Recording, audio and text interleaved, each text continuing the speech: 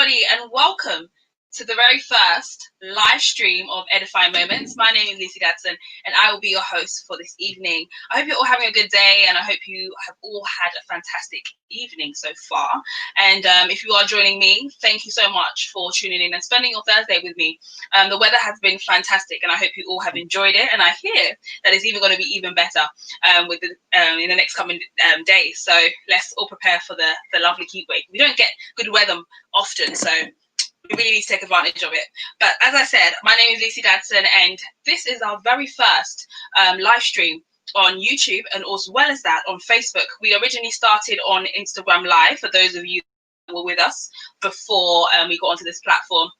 We just felt as though that we wanted to reach out to more women, reach out to more people actually, and grow the network, and also just help and motivate each other, which is what we stand for. So Edifying Moments is brought to you by Ladies in Waiting, which is a women's network, which is all about empowering, edifying, and also motivating women within our communities, and also within our local groups as well. So be sure to definitely follow us on all our social media platforms, which I will have over here, which we have on our Instagram. Make sure you follow the Ladies in Waiting page on Instagram as well. And today's topic, we're focusing on overcoming barriers. So many things have happened in this time of COVID, from coronavirus to Black Lives Matter movement. So much has happened, and 2020, some would say, has been a very challenging year.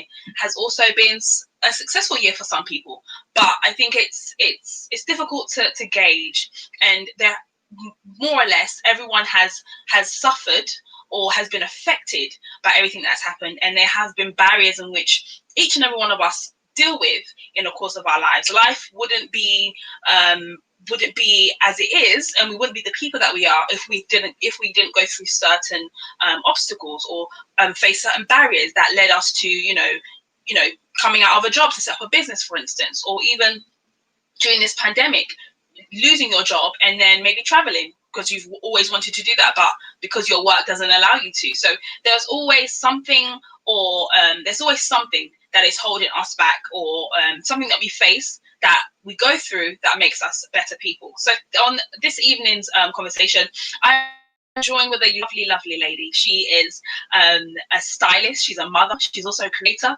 Honestly, when I knew that we were having this young lady, I thought, okay, she's a stylist. How am I gonna look stylish? I'm not the most stylish person, but with grace, I've come, and I'm hoping I did it justice.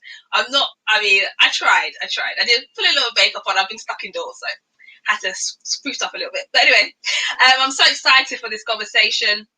This young lady is an inspiration. She's also a real determined woman. Like, when I see her, and when I speak with her, I just see so much strength. I see so much courage, confidence, and I believe that she's on a journey to doing even greater things. She's got a lot of things in store for everyone on social media, and also on her platform, where she will be sharing with us in this conversation. So this evening, please make sure to share the links on YouTube. Please comment, like, subscribe, join in the conversation with me this evening with my lovely guest. It's not about me, it's all about you guys. This young lady has given her time for us to really share her journey. So please share it with people that you know would benefit of this conversation, and also send through your questions. If you've got any questions whilst we go through this conversation, then please do send it, and we'll be sure to answer them as we go through the conversation. So feel free, grab a glass of wine, grab a notepad, your phone, whatever it is that you need to take notes for this conversation, and let's jump right into it. So, as I said before, this young lady is with me this evening. She goes by the name of Desiree. She is a mother, creative, and she's also a stylist. So there may be some good tips for us during this time of COVID, because I know that some of us have been stuck indoors and we need to spruce up our wardrobe. So I'm sure she's got some tips for us as well. So it gives me great pleasure to introduce to you the most amazing and also beautiful young lady, and she goes by the name of Desiree. Good evening, Desiree. How are you? I'm good, thank you. How are you? I'm very, very, very Good.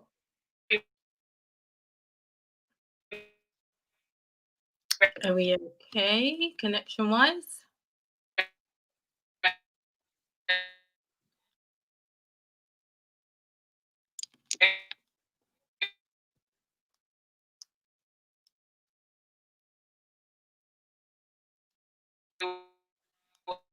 Well, Oh, actually, can you hear me?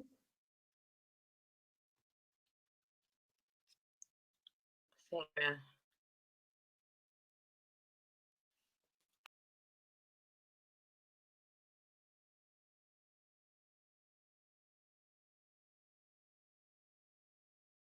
I'm going to try and add Desiree one more time.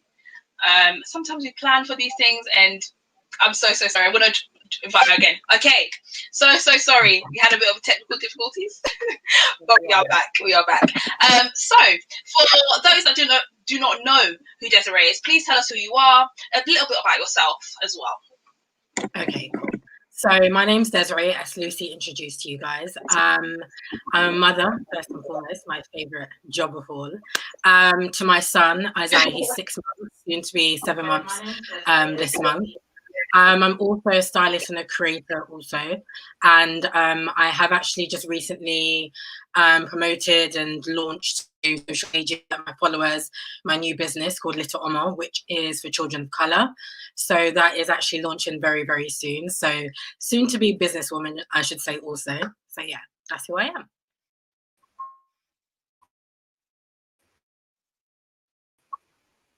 Technical. I'm so sorry. It's okay. Okay. Are we good? Can you hear? Yes, we're good. We're good. Yes. So, as you said, you are a mother, which is absolutely congratulations on your son. So, I want us to firstly tackle and just dive in straight into your journey into becoming a mother. So, how was it when you found out? What were your thoughts? What were your initial thoughts when you found out you were a mother? You were going to be a mother. When I found out I was pregnant, I wasn't really I'm 27, so I think if I was maybe 24, 23, it would have been a different situation. But at the time when I found out, I was happy. I've had a great support system. I still do have a great support system, and I think it was kind of like the right time, which is weird. It was honestly amazing, and the journey throughout being pregnant, I knew. Just, before we even dive into it, I'm not going to go too deep, but in terms of social media, I knew that I was not going to post my pregnancy so early on, just to protect myself, protect my family, and protect my unborn child. So I didn't announce it, but I announced it a lot later, just before I then had the baby shower. So I think that was one of the things that I knew from the beginning that I didn't want to do. I also even said, when I found out I was pregnant and I was, going on through my pregnancy journey, I would never upload my child, but I do now. Do you know what I mean? I love him so much that he's everywhere, and I said I wouldn't to protect him and stuff. I then had to say to myself, look, I believe in God. The God that I serve is so high that I'm not gonna now say to myself, he got me through this journey of a safe pregnancy. My labor, my delivery was honestly amazing. There's nothing I can fault about it. So I said to myself, I love my child, and yes, I want to show him to my followers, people who generally love and care for me. And if there are people out there that have bad intentions and negative thoughts, God will deal with them. Do you know what I mean? So for me, I don't fear in terms of anything about my child. I know that God protects him and he protects me and everyone that I love and people around me as well. So that's something I know that God has, in his hands and in control. So yeah. That's amazing, and it's good to know that your faith. It seems as though your faith is like the force on which that you hold on to with regards to the whole process. So, were there any barriers that you faced in terms of any complications, any moments in which that caused you to worry? Because I know pregnancy is a journey itself. So, was there anything that you faced in that time? I would say that probably two things. When I fell pregnant, I was always scared. Like, I think it got to a time, maybe I was between 6 to 9 months. I kept feeling that, baby wasn't moving. I wasn't too sure. I would get scared. I would call like triage and be like, I don't know, the baby's moving. I would then go to hospital and stay there for a few days towards the end of my pregnancy, like third trimester, and then realize, baby was fine. It was just a worry because I was coming close to, having Isaiah. Obviously, I didn't actually know he was a boy or girl, so we decided to wait till he came out, and I was like, "Oh, you're a boy! Hi!" So that was really amazing. Also, at 7 to 8 months, I actually had a car accident. So I was in a car crash. Yeah. So that was insane, and it was actually on the motorway, and it was a motorbike that like hit into my car, and that I was fine, luckily. I was in a complete different area, so I was in East London, and obviously I live in Essex. So I then, there was a hospital close by, but I then decided I just wanted to go to the hospital of where I knew I was going to birth my child, so that's where I went to, just because I know about that hospital, and I wasn't too happy with going there. Everything was fine, thank God. And I will say that during my pregnancy, that my faith grew a lot more. So I'm not going to, come here and say I'm the perfect Christian, or, I go to church every Sunday, or watch, the church lives every Sunday and things like that. But I do say that, I pray for myself, my family, and my child all the time. But I will say during pregnancy, one thing that is so crucial and essential is to pray. And I will definitely say that is the reason why I'm here, my child is here, and we're both alive and we're safe. Because of the praying that I did. Every time I felt somehow, I would be on the train. Like, I remember a time I was on the Jubilee line, and I think I was going to work. I was like praying on the train. I'll be closing my eyes and like, God, please, I hope baby's okay. I hope I'm okay. I didn't care where I was. I would be praying. And that was what led me through that 9 months. So I honestly give thanks to God so much. Literally. Wow, that's absolutely fantastic to know that, you were so, and obviously I'm so sorry to hear about that, the car accident as well. So were you the one driving, or like what happened? I wasn't the one driving. Someone else was driving, but actually it was the fault of the motorbike. So what happened was, obviously you've got 3 lanes. The motorbike was going in and out of the lanes. He then, I think we were in front. So I was in this. I was in the second lane, going into the fourth lane. He's then come from behind to hit us from the side. And then my car's gone into the middle bit, because you've got oncoming traffic coming from the other side. So my car's basically hit the other side. So he was at fault basically. So it is what it is. Yeah. Wow. Well, we thank God for the life of you and also your son, and also the person that was driving. I suppose that no one was hurt severely. No one hurt. Yeah. Fantastic. That's absolutely fantastic. We thank God for that. But even during that time, your faith grew. I want us to really just tap onto that bit of, your faith grew so much that it caused you to really hold on to God. As you're saying, you're praying wherever you were. And I think that's so important to note that, even during times where you're going through pregnancy, prayer is key. Even if you're not a Christian, I think it's important to say, thank God, thank you God for this, or thank you God for that. So it's good, that, your faith was increased during that time. So, okay, so now we've got to the point where you're preparing, you don't even know the sex of the child. However, you're preparing for the birth of your son or your daughter. So, what did you do in terms of preparation for the birth of your son? So because I didn't know, I didn't shop. I think I was 5 months pregnant. I went to Zara, and of course I'm a lover of like nudes and all this kind of stuff. So I literally just bought a cardigan and some leggings. I posted it once I had announced that I was pregnant, and I was just like, what if it's a boy? This outfit looks so good. I'm like, you know what? I don't care if it's a boy. He's going to wear it and he's going to look cute in it. But in terms of preparation, I think I just kind of had to get things mentally correct. So in terms of money, job, I knew that the current job that I was in, I actually got made redundant while I was pregnant. So I got made redundant in September, and I had my son in January. So that was something I was very, very ashamed of. So I never, announced it to a lot of my friends. Obviously, like my parents knew, loved ones knew. But it's something that I was like, how am I, pregnant? And, I'm looking for a job. Luckily, I'm a female stylist as well before I got that job, because the job that I was doing, was mainly being a stylist, but in-house. So it was really good that I still had clients, people that I could, work with in terms of editorial, personal things like that. And I think one thing that's so important, even if you're not pregnant, is to really make sure you save and you have savings.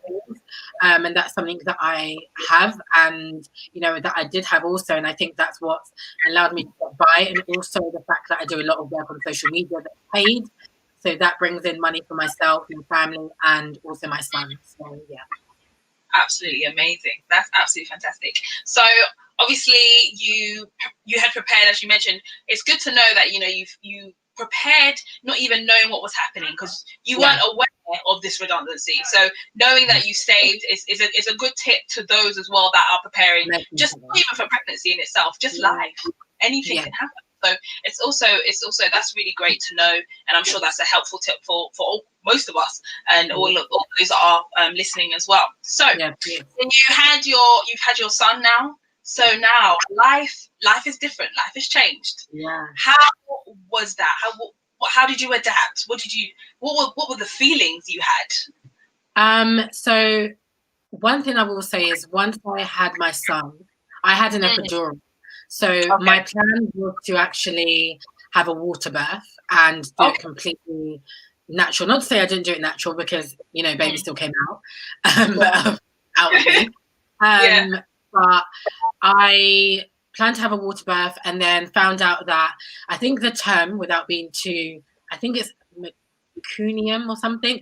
Basically, it's number 2. Let's put it that way. Yeah. So he did that inside of me. So I wasn't able to have a water birth, and I had to go straight into labour, the labour ward, and I decided that I wanted to have an epidural just because of the contractions. It was too much. So once I had that, they were telling me to push, etc. But the thing is that I had no feeling in my legs downwards. So when he did come out, you watch all these programs like, is it 1 minute pregnant? What is it? 1 minute? Yeah, one born every minute. One born every minute. Yeah. So I was like, oh my gosh, I'm going to have this moment. I'm going to be like, ah! And then he came out, but I didn't know he came out. So I've never really spoken about this, but when he came out, I didn't really know, and I didn't really feel it. So it was very hard for me to bond. So he did have that skin to skin with me, but it was very hard. So when he was born and he came out and he was at home for the first 2 to 3 weeks, of course, I was like, oh my gosh, I've got a baby. But I still felt like, is this mine? Because I didn't feel it. So honestly, I know it sounds so weird, but it wasn't until about 2 to 3 months of having my son that I was like, wow, like, I'm in awe of my son and I love him. And I know to a lot of people that will seem so weird, because yes, I was on social media and I was showing so much love to him, which I did love him. But there was a point, I remember when he turned 3 months, that I was like, this is my child, and this love is just unconditional. And that's when I really felt like he was mine. I know it sounds so weird, but that was basically the moment. So yeah. Wow. So from that moment, that's when. So do you think there was? So during the time in which you weren't so closely connected with him, to the time where you were so connected, what was the reasoning? What happened in between those 2 times? I really honestly think it was. I had other issues, like family issues going on prior, during the time of giving birth to that time, and also I generally think it was the epidural. And it's funny because I know that the pain without the epidural would be a lot, but I don't think that women who do not have, I did have Gassonair as well. So if I do have a child next time, I think I would probably do Gassonair, just because I would really want to feel my child come out of me. I want to feel that bond, that real bond, because I honestly, I could feel something, but I honestly didn't know he was out. And I just had him put into my arms. So there was a lot of things that were going on in terms of the doctors, the nurses around me. You know, obviously, I'm sure we'll talk about that later in terms of, you know, doctors and hospitals and things like that, because I was being told that, you know, you can do this. Come on, like, it's okay. And this is my first child. You can't now come to me and say to me, I've never given birth to a child before, you know. And I don't know what to do. I know they've seen so many women, thousands and millions of women give birth. But I think, you know, sometimes in terms of these doctors and nurses, there needs to be a bit more sympathy in terms of women, especially Black women as well. I know we've seen us as being strong, which we are, but sometimes there are times that, you know, there are weak points that we have also, you know. So yeah, and it's interesting that you've actually mentioned on that point is that during that time of your pregnancy, even before you gave birth, what kind of support did you get from the NHS? Did you get any from your midwife? What kind of support did you get? And also, as well as that, if you did get any support, what support do you think would have been given to you to better the process as well? Okay, so I'm trying to think. So once I found out I was pregnant, went to the doctor, they sent a letter, and then you kind of, you know, I think you go for blood tests or something to check to make sure that you're pregnant, etc. When I then went to the hospital, I went to Queen's Hospital, which is in Essex, and you know, they, you know, it's so weird that I'm forgetting the process of what all these things are. When they check your tummy, what is it called again? This is actually, you get mum brain when you're pregnant and when you've had a child. The scan, that's it, the scan. So you go for your scan, and I will say that when you go for your scans, they're not really like excited for you. They're just like, lay down, pull your trousers down or your skirt or your dress, and they check you and they're like, okay, we'll get back to you, and that's it. So this is such an exciting time for a mother, a partner, or whoever is with her at that time. And you just like, after a bit like, oh, okay, this person doesn't, you know, seem so excited for me. Came to the midwives and going for my regular appointments. The first midwife that I saw, she was amazing. The one that I then got transferred to after, she was also a bit, you know, bland as well. She wasn't really excited. So that I just used to just literally go in and know what to expect from her. And, you know, sometimes she would have happy days and be like, oh, you know, how are you today, etc., etc. So I'd kind of feed off her energy. The best midwife I would say that I then did have was when I went to the hospital a lot later on towards the end of second trimester, early third trimester, and her name was Georgie. We actually shared the same birthday. Honestly, thank God, she is amazing. I remember when it came to National Midwife Day, I shared, you know, on Twitter if anyone could find her. I eventually found her. She was so happy. I made sure to follow her and her business because she does like crochet and things like that. And she was just so nice. Like, I basically had never had my smear test, so I had to have something that was basically kind of like being induced, and I was very, very nervous about it. So I didn't get induced, but it was basically to try and induce me. She made me feel very, very comfortable, and it was so funny because she's a Caucasian lady, and compared to the Black ladies that I had midwives, they weren't as supporting as she was. So it, you know, I'm sure to a lot of people it seems so weird that someone who is not of, you know, my background would be more supportive compared to how she was. And I honestly literally thank God all the time. And something that I've decided to do is that every Christmas I want to go back to the hospital to give her like quality treat, like chocolates and things like that, just to say thank you, because she's honestly amazing. And then later on the day of when I had Isaiah, she was actually on the same shift. So she was actually the person that checked Isaiah, did the body checks and everything. So I was just honestly so happy. And when I saw it, I was like, oh my God, I'm so excited for you. So it really made, you know, that day really, really special. So yeah. That's awesome. And also I wanted to find out, how long were you in labor for? So I went into, I felt that I was going into labor, like my water was breaking around. I'm really good with timing, so you're going to wonder how does she know the times. But at 6:26 on the 26th of January, sorry, and I called triage and I was like, you know, water's breaking, but it's a different color. Told me to come in. And then around 8 o'clock, I was at the hospital, started to feel contractions, and I was all over the place. I was like screaming in the triage. I was like, ah, ah. Literally, I was crazy. Everyone was looking at me like, what's wrong with this woman? Don't look at me. I had my wig off. You didn't get your face big up, nothing. I didn't have my hospital bag. I went straight to the hospital. And then I got taken into the triage section, and I was about 2 centimeters, they said, when they checked me. And then what happened after that?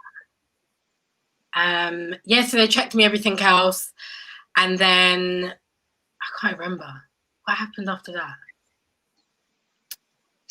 Yeah, they checked me, and sorry, mum brain is really, really bad. I swear, it's so insane. Don't worry about it. I was literally like, don't worry about it. I think you've given us a vague idea. Yes. So don't worry. I know it must get like that, so don't worry about it at all. But that is amazing to know, like the transition with everything that you faced, from the accident to also the midwives that you encountered as well. It is a shame to know that, you know, people of the same race don't show the same compassion or the same, you know, level of support that you would expect. Because at the end of the day, you're nurses. It's your job to, you know, nature and nurture people during this process, because it's a very emotional process in itself. But a big shout out to, was it Georgie? Was it her name? Georgie. Shout out to Georgie for doing an incredible job, and that's amazing. And so I'm hopefully maybe one of us or someone on this line will also experience Georgie's amazing level of you know, support and help that he gave you as well. But yes, thank you so much for breaking it down, and really, you know, as you said, you're good with timings. To think that you actually remember that is amazing in itself. So that's absolutely fantastic. But also, I just want to say a big thank you to all of those that have tuned in. We currently have a few people tuning on YouTube as well as on Facebook. As if you're joining the conversation just now, we are talking with this lovely lady who goes by the name of Desiree. She's a mother, creator, and also YouTube content and a stylist. Sorry, should I say? We'll tap into that very, very soon. As you can see, she's looking really stylish at the moment. And this evening, we're talking about edifying moments and overcoming barriers. This is Edifying Moments, which is brought to you by Ladies in Waiting. Be sure to also follow us on our social media platforms and also on YouTube. Like, comment, and also subscribe. So as we go straight in and dive into the second part of our conversation. So you studied fashion. So I just want to ask and find out your journey. How did it come about? A childhood desire, passion. Where did it stem from? With passion. So my dad draws, so he's very creative. He's actually a lead UX designer for an investment bank, so he's always been very creative. He did art back in Nigeria. When he came to the UK, he was born here but went back, so he actually studied at Central St Martin's back in, like, let's say 1970, something like that, years ago. So I got that back in the day, literally. So I got that kind of artistic, creative background from him, and also my grandma. She was a tailor, so it kind of, you know, skipped that generation and came on to me. So when I was in secondary school, I studied BTEC art and also BT graphics. So I was very into, you know, things that were very hands-on, things in terms of like computer technology. So I've always wanted to balance fashion and IT together.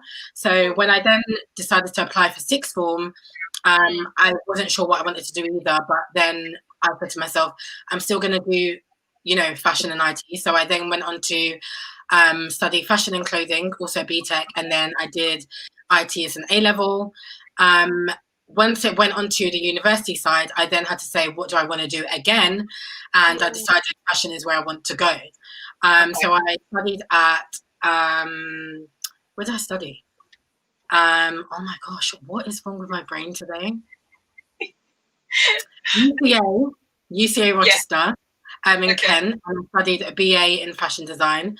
So I went in 2014. I actually went to a private university prior, which was in Regent College, so called Regent's College at the time. So I went there and I actually studied fashion marketing and design, but I decided marketing wasn't really what I wanted to do. So it's a really nice university. Obviously, you've got a lot of the elite kind of socialites, kids that are there. It was a really, really nice university. I met a lot of friends there. Decided that it wasn't for me, so I decided to just go to UCA Rochester. Really, really nice university, based around all the creatives, like graphic design and all those kind of things. I would say once it got to my third year of university, that I knew that I loved, fashion design, but I just knew that design wasn't really where I was going to go in terms of a career path. I knew that there was something else for me, because once I started to design and create my collection, my 6-piece collection, I knew that I was so much more interested in styling. And at the time of being in university and prior to uni, I was styling. So I started styling from I was in form from 2010. So I started styling in 2011, if I'm correct. Yeah, that's correct. Yeah. So I was doing it, but it was really, really small. So I was doing it with friends, a lot of people that were makeup artists. I was just doing like test shoots with them. But as the years was going on, I was getting more paid work. It wasn't a lot of money, but it was something to build up my portfolio. So then I knew that is what I wanted to do. And I knew the design industry was just so big that it was going to be so hard for me to kind of get into it. I knew that I had a passion for it, but it wasn't something that I was like, yes, this is what I want to do. This is, my calling. This is my purpose. I think I was talented in it, and I knew how to do it, but it just wasn't. I would rather give it to someone else who, that's their niche and that's where they sit, And with regards to styling, do you remember your first styling job? Yes, I do. My first styling shoot was with one of my friends, Monica. So she was actually one of my best friends, Nicole. It's her cousin. So we actually worked at a store called And Other Stories, which is part of the H&M group. So she was a makeup artist, and she was just like, Des, I've got, a shoot. I would love for you to style it. And I think it was in West London. And she was like, I would love for you to come. So I literally, at the time, I actually just went to like Zara, H&M, went to purchase some pieces, hid the tags behind the clothes, and basically put it on the model. I made some things handmade as well, put onto the model, and I think, that was back in 2010. And that was literally my first shoot, and it was amazing. I was very, very nervous, but it literally helped me have confidence and being able to, work with the models, work with the team as well, the photographer, models, like I said, and also the makeup artist. So, it was really good. Yeah. Nice. It sounds pretty good, actually. Even just the way you were talking about it, it sounds pretty good. Yeah. So with regards to styling, design, and obviously going through your journey and identifying exactly what you wanted to do, did you face any barriers, any struggles, anything that was kind of like, because obviously design and styling is a big industry, massive industry, and there are the key people in the game who are always getting the jobs. And was there a point in time where you thought, you know what, let me throw in the towel and give up on this? Yeah, there's been a lot of times. Obviously, we're in 2020 now, for 10 years. There's been a ton of times. I would say even to when I decided to become a freelance stylist, I really wanted to find a job. My first job actually in-house in a company was actually in 2019. So 9 years. So I was this freelance for 9 years. I was working doing other things, but I solely wanted to find a job of where I could work in-house that would just bring a monthly income, rather than, because freelance styling is very hard, you know what I mean, because it's whenever that money comes in. So there were times that I would be applying for jobs. I was applying for job in terms of a stylist, head office, so many companies that wouldn't take me on. And then I think my breakthrough was probably maybe 2017, 2018, when I started to work with, even though I had experience, I decided to go and work with a lot of bigger stylists, and actually decided to be assistant stylist for them. And that's when, you know, jobs started to come through. So 2019, I would say, I styled a shoot for GQ Portugal, which was amazing. So I did that last year. I think it was last year. It might have been 2019 or 2018. I also did Glamour Iceland. And then I styled, I don't know if you remember this lady, Kim Marsh from Coronation Street. Yes, I remember Kim Marsh. Yeah. Oh, nice. So she was on Good, is it Good Morning? You know, the ladies with Stacey Solomon? Is it This Morning? Yeah, it might be This Morning. Good morning. There's like Stacey Solomon, and there's a few of them on the talk show. Yeah. Oh, so, was it Loose Women? Yeah, that's it. Loose Women. Yeah. Yeah. So did that as well. So I would say from 2017 to 2019 was definitely my breakthrough in terms of styling. I literally, so many times I kept saying to myself, I can't do this. I'm going to find another career, whether it was, one thing that I'm really good with is advising people. As much as I'm really good with what I do, over the years, when I've been on YouTube and Instagram, I followed so many YouTubers and Instagrams, influencers who have literally blown right now. And I remember them at the beginning, talking to them, pushing them, and just saying, you can do it. And now a lot of them are on 100K followers. And it's amazing that I still talk to them. And they always say, oh my gosh, I remember when you pushed me. And I remember saying to myself, maybe it's something I need to go into, like career advising in terms of fashion or influencing or something like that. But then I said to myself, you know, is that really something I want to do? Or is it just something that God's gifted me with naturally that is not something I need to do in terms of, you know, a career? Overcoming the barriers, you know, it has been hard even now, because I am a mum. Like, I had so many people while I was pregnant, even just last week, someone saying to come on the shoot, you know, as well. And it's a whole day. And something about me is that it's so crucial to see how my son Isaiah is growing, you know, just as of recent he started crawling, you know. So it's so important for me to be there at those times, you know, not to miss that. I will say that COVID has been a blessing to myself and others that I know, also dads, families, just because it's allowed them to be around their families, allows them to see their children growing a lot more. Because if we were at work, it would be so hard to see these moments of people saying, Mama, Dad, you're calling, you know.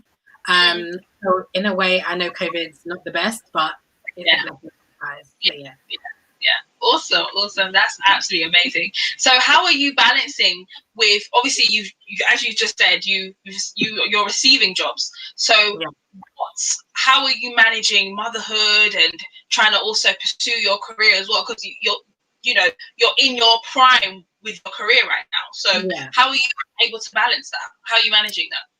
Well, what I would say with styling is I've decided to, you know, put it on a hold for a moment. And I would say probably until Isaiah gets to about 1.5 years, until he gets to the stage of where he's going to nursery. Of course, he would have probably gone to nursery 2021, but just due to COVID, you know, that's, you know, been postponed, and that's not, you know, what I'm deciding to do at the moment. So I've kind of pushed that to the side as I'm launching my business as well. And also I'm working with people on social media, like businesses and brands. I'm kind of sticking to that. So with the kind of like, you know, creating content, YouTube a bit, and also my business, I'm trying to focus solely on that and not doing too much. Styling does take a lot of time in terms of, you know, the preparation. I think we've lost her. Technical difficulties. Okay. So sorry, guys. I think I've lost Desiree due to technical difficulties. But if you are still on live, please do not leave us. Please don't leave us. The conversation has been so good. Please give me a thumbs up or send me a message. If you've got any comments or any questions, please do send them as well. Oh, I think she's back. Okay, fantastic. Sorry. Yes, we're back. Sorry. I think we had a bit of technical difficulties. I know. Defeat us. Okay, so yes, you were speaking about just doing more of online kind of work with styling. Okay. So yeah, online for me at the moment is so much better. You know, while I was pregnant, I was getting a lot of, brands contacting me that I was working with, that I was being able to work with ongoing until I had Isaiah also. Also an amazing, a really important thing that I said before is about having savings. So, being a mom and deciding to do certain things, having a business, working with brands online, it's not going to pay everything, but it's really important to make sure that, you've got money sitting behind you as well. So online and the business is most definitely for now. There are still bits of work that I do with styling. If it's the weekend, I'm all for it. Of course, I've, increased, prices as well, just because, Isaiah's here. Also, in terms of content creating, if there are any mothers watching or any pregnant women watching as well, one thing that I will say is very, very important is that when a lot of brands do want to work with you or work with your child, I'm not saying to market your child out there, but when they do want to work with Isaiah and myself, I have added an extra fee on top of that because, when I decide to post Isaiah, I post him, but if a brand wants to work with him, it's really important that, that my child is going to be seen by thousands. Just recently, I was posted on Mamas and Papas Instagram for World's Breastfeeding Week, which is amazing. We've got a big following. It's important to me that, when they're posting me and posting my child, it's, the amount that I'm getting paid is, a reasonable amount because there is a lot going on. I was saying to you earlier in terms of the child trafficking that a lot of people are worried about, a lot of mothers, a lot of fathers, families. And I think it's so important to, just consider the amount that you're charging brand when you are, putting your child out and your family out there. Yeah, I totally agree with that, and you have every right to do so as well. Yeah. So yeah, every right to do so as well. So with regards to, I know you have a YouTube platform as well, so where you show your hauls, fantastic styling. Took some tips myself in the past. But I just want to know. So, are we going to be getting more content from you? What can we expect on YouTube moving forward? So, with YouTube, I think I've been doing it for years, and I would say that YouTube is primarily fashion, the whole style, like you said. One thing with YouTube is that Isaiah will never be on YouTube just because it's so big. I feel that Instagram I can personally control. YouTube, I guess, is just a lot wider than Instagram. I would say that once, Isaiah is in, nursery and things like that, and, business and everything is, booming and flourishing and everything, I'll probably come back to YouTube. I don't want to come back to YouTube half-heartedly and just do it for the fun of it. I did recently do a video like a Zara haul, and that was a bit of time, when he was a bit little, sleeping a lot more. Now he's very, very active, so literally there is no time to do anything besides look after him and all that kind of stuff. But I want to make sure that when I am doing these videos, my heart is 100% in it. I'm not just doing it for views or anything like that, because I know a lot of people see things trending and they're like, yes, let me get into it. But I just want to be able to come and be able to create content, week in, week out, so that my followers can actually, be like, yes, she's consistent, rather than being here, not being here, in 3 or 4 months' time. Yeah, and I totally respect that. You don't want to be another YouTuber. Hey guys, I'm so sorry I've been away. Exactly. And I've done that so yeah. Yeah, I totally agree with you. I mean, you've got to put your energy in the things that, you know, there's a time for everything. And right now the season is the online stuff, working with the brands. And as time goes on, actually, you will come back on YouTube when you're at a position to be consistent and things like that. So I totally respect that. So it would be wrong of me not to even tap into this amazing business that you have now birthed. the inspiration of the birth of your son. So please do tell us a bit more about the business, how it came about. Obviously, I know it's influenced by your son, but a bit more background to the reason why you set up this business. Okay, so the business is called Little Omo. So Omo in the native language, which is from Nigeria, Yoruba, means child, so little child, inspired obviously by my son.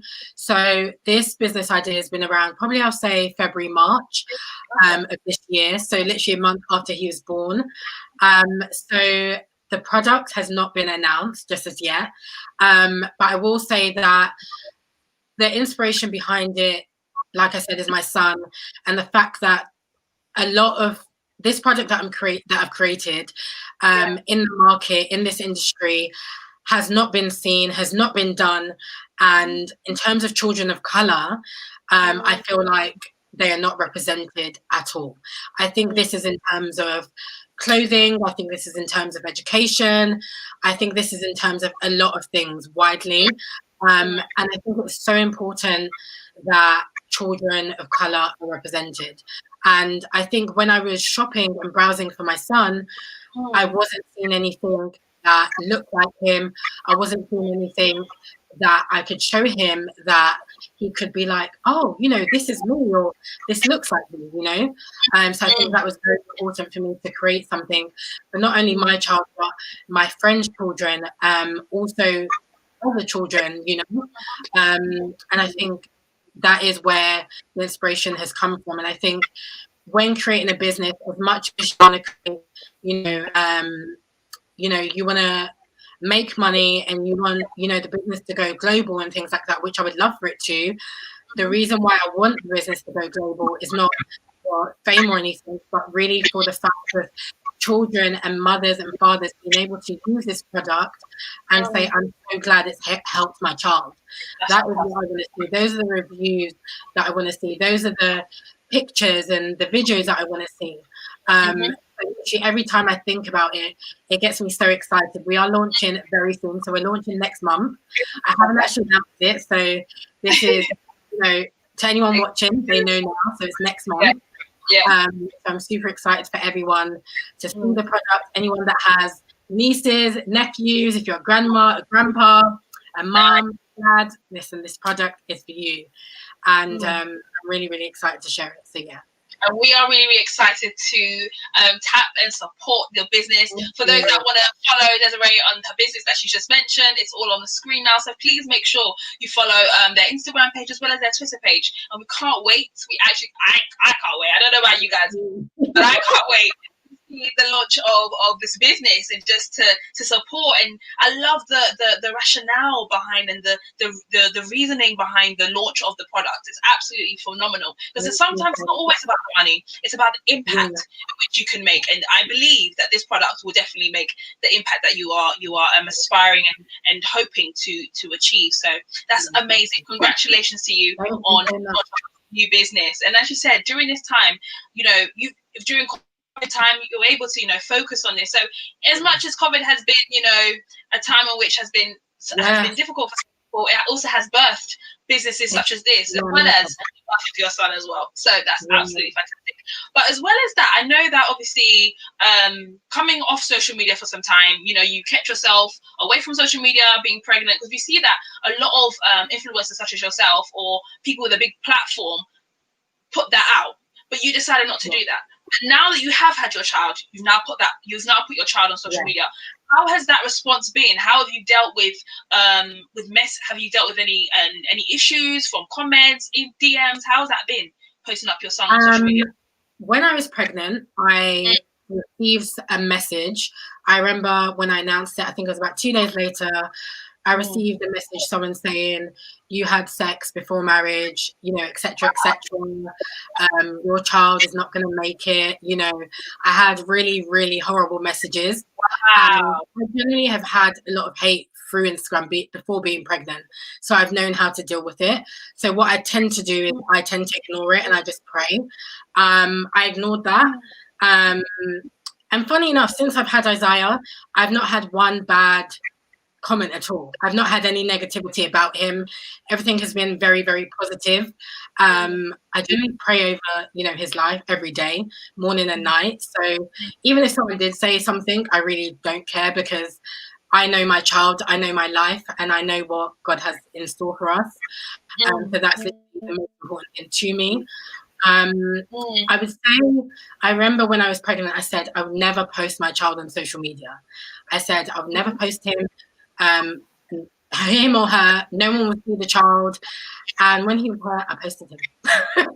And he was everywhere. But I will say now, there are photos that I've archived, that I've hidden. Just as he was earlier, when he was at 1 to 2 months, there's photos that I've now taken off, just because he was quite early to when he was, when he came into the world. But those were very sentimental in terms of family. So how do I feel about him being on social media? I don't really have a problem, just because I don't feel that I post him every single day. Do you know what I mean? If I post him in a story, I'll post him and it's probably disappeared. But on my page, he is there. I might be holding him, or it might be something to inspire mothers. This week is currently World Breastfeeding Week, so I posted a photo breastfeeding him. So the ways that I do post him are things that have to do with him, or things to inspire mothers or pregnant women, or just showing love to him as well. So it's never anything of, an excessive way of posting him or myself, So, yeah, I totally agree. And honestly, he's absolutely adorable. There's one video that I watched, and I think you were singing. I forgot the name of the song. The best. Daniel Caesar. Yeah. I was like, this is so adorable. I watched it at least 5 times. Listen, I watch it all the time. He's so cute. And for those that just want to go and admire a handsome baby boy, please do follow Desiree on her social media platform. That's her business. Make sure you support her business. Don't just go there to see her. Make sure you follow her business. That's absolutely amazing. So, have you been able? Because I know there's a lot of women as well that post their children on there, obviously for different reasons. But do you feel as though there's been a lot of support from other women since you've been posting up your son? How has that been in terms of that community?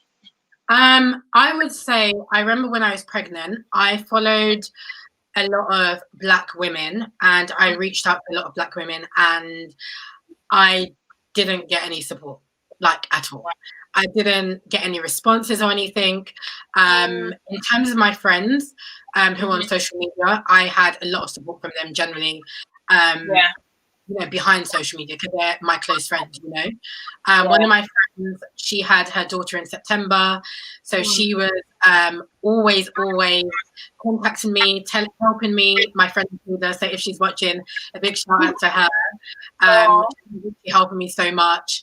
Also, one of my close best friends, we had our sons a month apart, so she. Oh, nice. Well, yeah. So our sons are literally like brothers.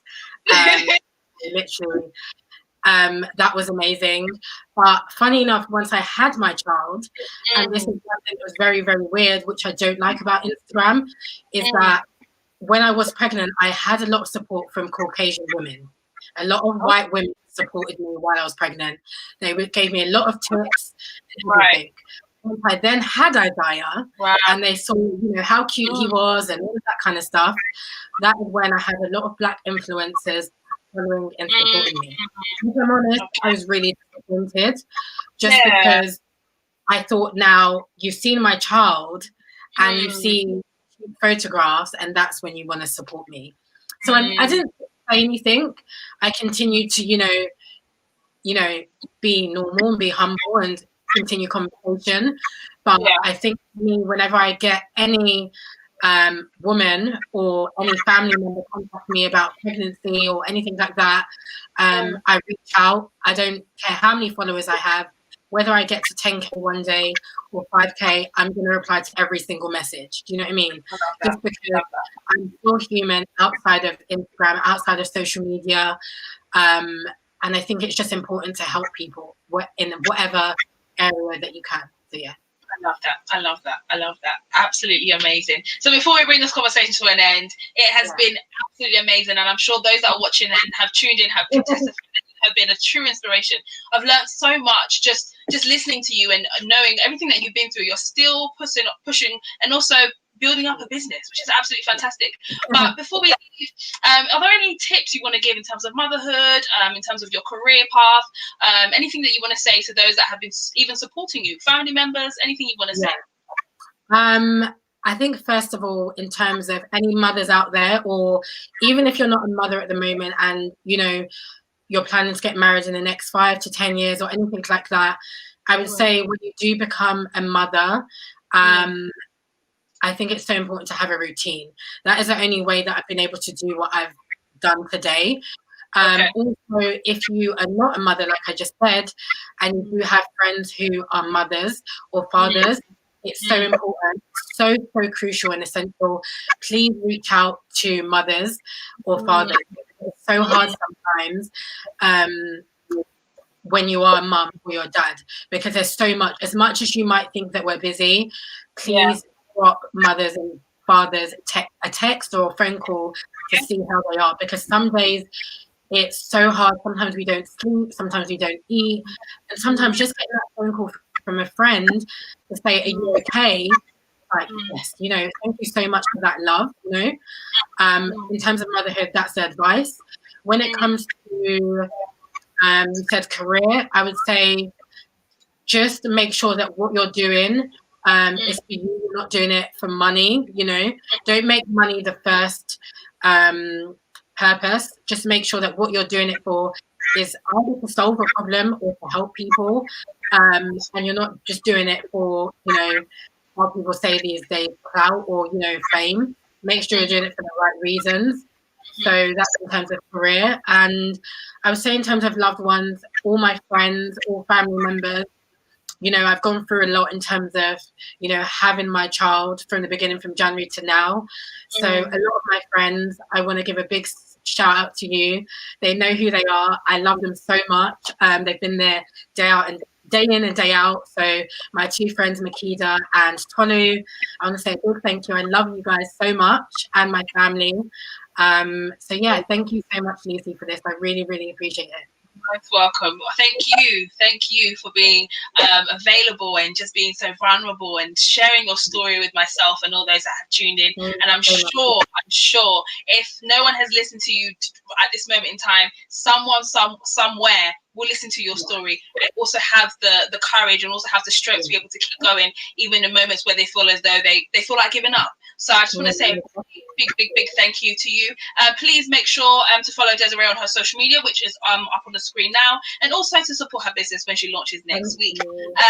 Thank you so much. It's been an absolutely amazing evening. As always, Edifying Moments is all about empowering, inspiring, and also motivating each other as women within the community, and especially as Black women. We need to stick together and also continue this race. So thank you so much, Desiree. As I said before, those that have listened this evening, thank you all so much for tuning in today. It's an absolute pleasure that you decided to spend your Thursday evening with myself and my lovely guest, Desiree. You have been amazing, Desiree. Have a fantastic evening and the rest of the week. And also my regards to your son.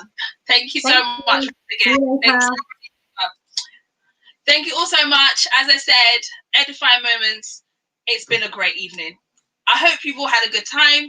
I've been your host, Lucy Dadson, and I will be back next in 2 weeks' time, on Thursday again, where I'll be joined with another special guest, another woman who is doing amazing things and is also inspiration to us within our community and also within our generation as well. So be sure to follow us on our YouTube page, like, comment, and subscribe. If you have any questions, then please feel free to send us a message on our Instagram page, which is _ladies-in-waiting on the screen, and we'll definitely be able to respond to any questions that you may have. And if there's anyone that you feel as though that would be great for us to speak to on this platform, please do send us a message, and we'll be happy to speak with you about that. I believe I have a few more comments. Okay, fantastic. I'm just going to show a few more comments on the screen. Thank you so much for joining in. Honestly, so grateful for spending your time. You could be anywhere else. Thank you so much for being here. It's been an absolute pleasure having you all on